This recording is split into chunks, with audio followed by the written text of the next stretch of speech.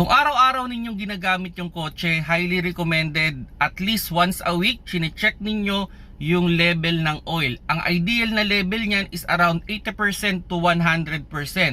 Pag nag-lower ka sa 50%, dapat i-check nyo na yung inyong sasakyan. Pwede nyo namang dagdagan ng oil yan, pero i-evaluate nyo muna yung ilalim. Baka naman may tulo or tagas, no? Kung sakali mang may tagas, dali nyo na kagad sa pinakamalapit na repair shop at ipacheck ninyo. Dahil pag naubusan niya ng oil, mas malaki yung gagastusin ninyo.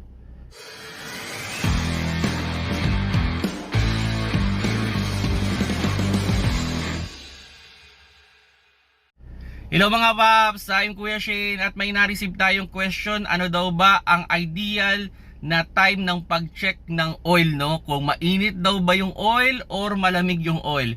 Well, para sa akin, highly recommended, mas okay yung malamig na yung oil.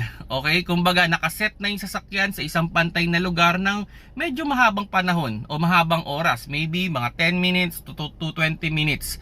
Yan yung pinakamagandang pag-check ng level ng ating oil, kasi once na umandar kasi ang sasakyan, hindi mo na ma-check yung talagang pinaka level niyan kasi nga nagpo-flow yung engine oil sa loob ng engine natin. Now, kailangan mong patayin yung makina mga 10 to 20 minutes.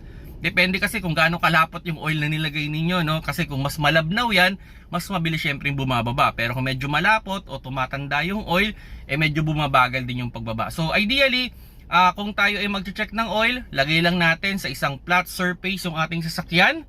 Okay? Patayin natin, hintayin natin mga 10 to 20 minutes.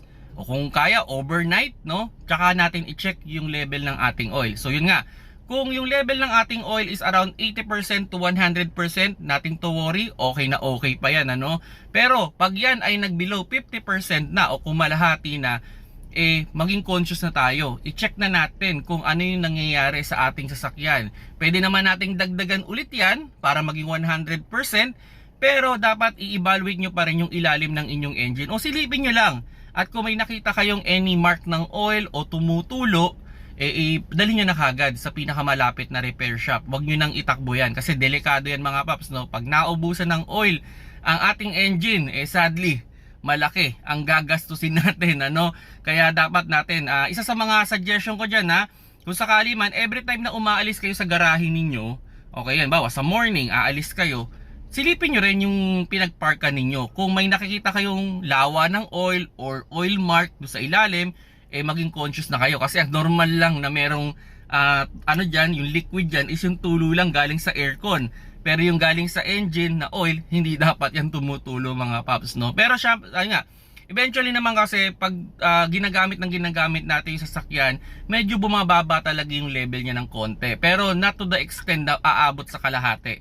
Kumbaga, sabihin na natin kung tumakbo tayo ng mga 5,000 kilometers, maybe mga 90% na lang. Kung 100%, magiging 90% na lang yung dami. So, kailangan mo lang dagdagan, okay? Pero depende kasi sa oil, Kung fully synthetic yan, every 10,000 kilometers kasi ang palit natin. Pero kung mineral yan, papalitan mo na. Okay? So yun mga paps, sana nakakuha kayo ng konting idea with regards sa oil.